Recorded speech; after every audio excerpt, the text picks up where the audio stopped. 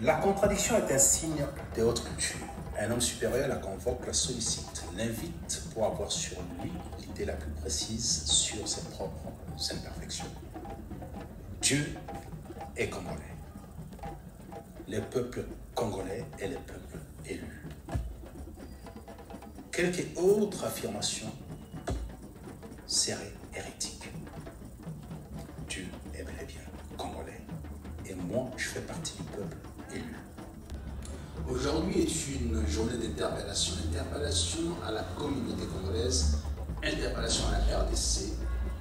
Après deux élections extraordinaires que j'ai pu avoir, d'abord en Brazzaville avec Théophile Obenga, l'immense et majestueux Théophile Obenga, et puis après une grande et longue conversation, une élection magnifique avec Pascal Adjamakbo.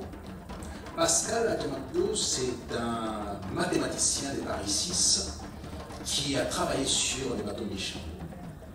Et par conséquent, j'ai eu l'honneur de pouvoir en discuter avec lui, m'assurer effectivement l'antériorité nègre, l'antériorité des mathématiques, l'antériorité de la pensée humaine structurée vient de la RDC il y a entre 25 ou 23 000 ans, à Ishango. Dieu est congolais, et les Congos est le peuple élu. Pourquoi je le dis avec autant de facilité et autant d'assurance? Parce que les mathématiques, c'est les signes, ce sont les éléments qui lient la réflexion humaine à la civilisation, à l'organisation et à un contact avec l'au-delà.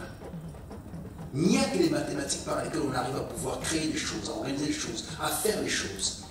C'est l'étincelle divine qui se trouve dans chaque être. Et comme par hasard, nous avons déjà travaillé sur les osselets et les bâtonnets qu'on appelle les bâtonnets du Chango, les osselets du Chango. Et là-dessus, M. Pascal dit, pour arriver à telle numérotation, il fallait avoir une expertise particulière. Et les premiers signes mathématiques abstraits viennent du Chango. Puisqu'en gros, tous ceux qui ont fait des mathématiques, qui ont suivi les premières numérotations, sont toutes liées aux objets, aux éléments, aux doigts, aux oiseaux. Mais seul Ishango fournit les mathématiques abstraites. Et par conséquent, on peut décliner assez naturellement qu'un peuple qui a 25 000 ans, 23 000 ans ou 20 000 ans, c'est selon la datation, a été capable de produire une telle intelligence ne peut être qu'un peuple élu. Peuple riche d'une abondance tropicale. Peuple riche des mathématiques. Peuple riche de tous les minerais que la planète possède. Peuple riche des 450 peuples dans un même peuple. 450 approches philosophiques. 450 possibilités musicales. 450 façons d'appréhender la vie. Il n'y a nul autre peuple sur la planète possédant 450 langues, en plus des grandes langues nationales. Il est élu pourquoi? Il est le peuple qui a les terres les plus fertiles de l'humanité, les terres les plus emplies en matière première. 450 cosmogonies accessibles par plusieurs voies pour atteindre la même direction, c'est-à-dire les dieux uniques. 450 subtilités, 450 nuances. Nuances des vies, nuances des pensées, nuances d'évaluation, nuances des possibilités infinies. C'est bel et bien ce peuple qui est le peuple élu. Il y a 20 000 ans, il est déjà élu. Les autres sont arrivés plus tard. C'est leur droit, c'est le droit de chacun de dire qu'il est élu. Comment voulez-vous qu'aujourd'hui nous soyons ce peuple qui est le peuple dernier alors que nous sommes le peuple élu? Comment ce peuple extraordinaire peut devenir aujourd'hui la risée de toute la planète alors que c'est chez lui que sont apparus les premiers signes mathématiques? C'est ce peuple qui a les meilleures rivières de la planète. dont toutes les terres sont irriguées et fertiles.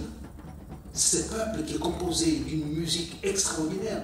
En fait, c'est l'addition de plusieurs musiques dans un même peuple. On n'a jamais vu ça, nulle part au monde. La création des sons, l'amalgame des sons, les possibilités infinies que nous proposons en termes de sons, démontrent à suffisance que c'est le peuple élu, les peuples de Dieu. Donc nous avons l'obligation aujourd'hui de pouvoir dire, nous sommes ces peuples élus, et nul autre, et nul autre.